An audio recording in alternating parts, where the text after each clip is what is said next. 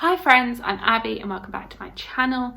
Today I'm going to be reviewing the Divine Cities trilogy by Robert Jackson Bennett, starting with City of Stairs, City of Blades and then City of Miracles. So I read this whole trilogy this month, in the month of January, and I had great fun with it. I really enjoyed this read. So I started reading City of Stairs because of shelf space. It is the pick of the month of January and there is a live show with Jessie, May and Vish from Books with V, so I will link that live show. So that was the reason I picked this up. I have really enjoyed Robert Jackson Bennett's writings before. I've read both Foundryside and Shorefall, and this was his first fantasy series. I believe he'd released a few horror novels before this, but this was his first foray into fantasy. And I really enjoyed it. I can definitely see how his writing has improved, and it improves as the series progresses, and I can see how it's improved between the City of Stairs and into Foundryside. So it's great to see how he has developed as an author.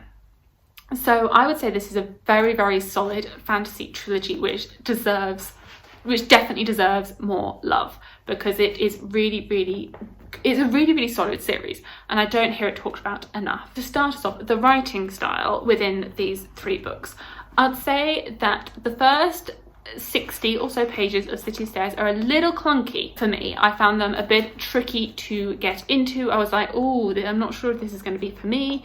I don't quite understand what's going on here with the world building and the way it's all coming together. It was a little bit clunky, but once you are in, the writing style is very digestible. It's very easy to understand. He explains the world quite in a pretty good way. Like, apart from those 60 pages, like once you have that introduction, you can really understand the world and the way it works. I'd say they were pretty beautifully written, and there are so many quotes. It's a really quotable series, which I did not realise at all before when I went in. I didn't realise like how profound Robert Jackson Bennett's writing could be. It was very I was completely transported into this world, so much so that I didn't want to leave it, and I read the whole trilogy back to back because I was just so enraptured by the world. I would definitely say that the writing style is easy to read writing style. You're definitely transported into the world. The action scenes are very well done. They're very vivid. Although it's adult fantasy, I think it is very approachable. The world itself that is explored throughout these three books. In this world, in the past, the continent was ruled by the divine. There are a few divinities that ruled, and they had like power over the world, and so they controlled it in a way. They built the cities, they influenced reality. And then there was an island called Sepur, and on this island, the island didn't have any divinities. It was sort of ruled over by the continent, and because they didn't have any divine influence, they progressed via technology, and so they developed. And it came to this point, I believe 60 years before the series started, where this person called the Kaj came along and he killed a lot of the divinities for the way that they were treating his island. And this then meant that the continent fell into disarray and disorder because they were so built, their society was completely built on the divine, and they relied upon these divine beings to control their reality. And so Sepur is now pretty much in control of the continent, and there is lots of disagreements between them, and Sepur is sort of repressing the history of the gods and the divine and sort of trying to wipe it from history and memory. And so you start off and you're in the city called Bulakov, and Bulakov is a city that was really ruled by the divine, and because the divine are no longer there, as soon as they were killed off, the city sort of collapsed in on itself. And so you have stairways that lead to nowhere, which is why it's called the City of Stairs, because parts of the city just disintegrated and disappeared. That it went from being this beautiful city to a city of ruins because parts of the structure were all held up by these divine miracles. And so it's still recovering many years later. Like, it's not got the technology because all they did was rely upon the divine. And it's still trying to develop and modernise. That is the setting for all three of these books. And the divine has sort of veered now that people don't trust it, that Sepur don't want anything to do with the divine. They feel mistreated by it, so they want it to be forgotten. Whereas the continent, I feel as though their memories of it are being repressed. They sort of think back to the past and think, oh, this is what it was like. This was the heyday type thing. And so at the beginning of the book, a character called Ephraim Pangui has been killed or murdered, and so our main character Shara is sent to Bulakov to investigate what's gone on and see what caused his death and like what's gone wrong. Is it a natural death? Is it a murder? Like why would anyone want to kill him, as he is a scholar? And so she is there to investigate what's going on, and she has not really a helper, a bodyguard, a friend who is called Sigrid. And then the third character is Mulagesh. And so Mulagesh is like one of the commanders or generals that's in the city. And so you're following all three of them as they try and figure out what's going on here and whether the divine are coming back and what's causing sort of miracles within the city and what's going on. And I really like how there is this central mystery. So it's really much a fantasy world. It is a high fantasy, but there are elements of electricity and modern touches, which is a little bit weird for me. That would be one of my critiques of it, that it feels as though you're in this high fantasy world which was ruled by the divine, but then you also have elements of, you have cars. And that's probably just a personal preference for me, that I pretty much like either having a high fantasy or a modern urban fantasy, and it's a bit weird to have them juxtaposed next to each other within the same book, but it's just sort of that's something to get your head around, that it does include those elements. And I like the way Robert Jackson Bennett interweaves different genres or themes within these books.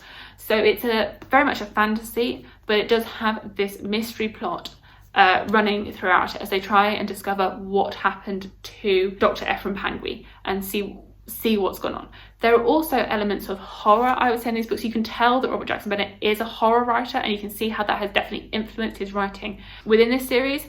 There's moments in this, but I would particularly say that City of Blades definitely has horror elements. This one, I'd say, is really, really dark, particularly to do with its themes and this horror element. I was a bit like, ooh, what's going on here? Like, I was reading it one morning and I felt as though I was like, oh, maybe I shouldn't be reading this and eating my breakfast at the same time. Like, I was like, this is a bit too early for this. And then less so in third book, I'd say there's less horror elements in this, but I really like how he has interwoven those different genres within this series.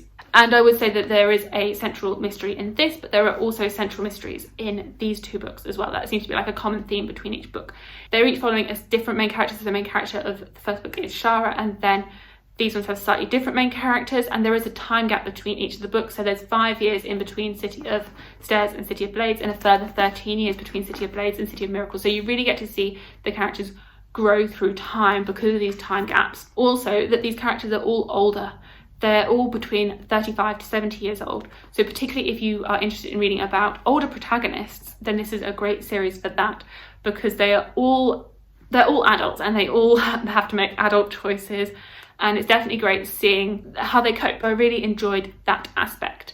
So I would say that each book interweaves real world struggles into the fantasy world, and I really, really enjoyed the way these books definitely reflect reality. I mean, it is completely a fantasy world, but it really does interweave themes that we see in our everyday lives, and I really enjoyed that. There's a lot of societal issues, there's a lot of politics within this world, and it's definitely interesting to see the political structure here and how it compares to the politics in our world, and how countries can be against other countries. So I really enjoyed how he dealt with racism and how people deal with history and culture and religion and aspect in this. Like, there's a lot of talk about religion and how we view gods, and so I really liked that.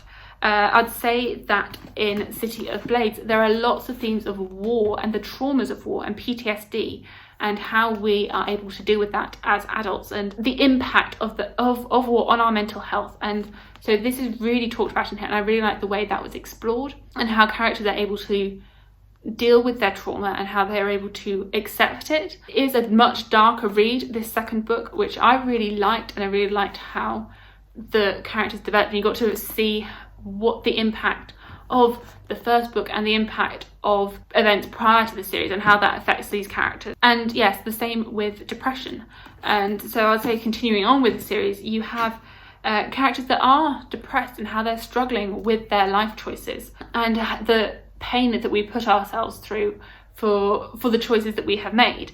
And so this third book really looks at family as a theme and our freedom of choice and how the characters deal with their choices and what this means for their family. So I'd say that there are impactful messages in all of these books. So if you want a story that gives you a touch of reality within a fantasy world and messages that are sort of lessons. And so there were moments in these books where I stopped and was like, that is such a impactful quote, and it made these characters feel so real. Like these felt like real characters, that they could be people because they had such human emotions and you could relate to them so much that you could see aspects of yourself in all of them and see how they behaved and see the struggles that they went through.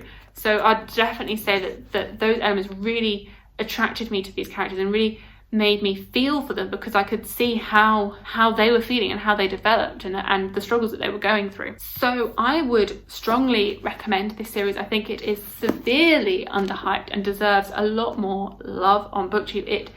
It was a really, really solid series. I gave the first book 4 stars and the second and third book 4.5 stars respectively. I really, really enjoyed it, and I found that the writing definitely improved as the series went on, and I definitely enjoyed it so much more as it went on. I felt the conclusion, it was done so well. It was the perfect way to wrap up the trilogy. I was really, really satisfied with the way this ended. Robert Jackson Bennett did an excellent job of finishing this series in a way that was emotional but satisfying, and I had great fun with it. I was very happy to binge the whole series back to back. I don't feel as though you need to necessarily binge it because of the time differences between each book. That it doesn't necessarily, if you forget a few elements, then it's not going to be the end of the world. But I really liked staying in this world, and I was very happy to be in it.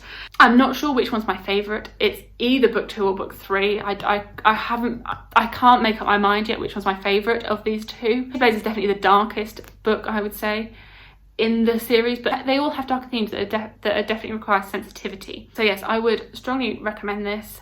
Let me know if you have read this series, if you enjoyed it, what your thoughts are on it, which one's your favourite in the series. Thank you so much for watching. Please like, comment and subscribe, and I will see you in my future videos.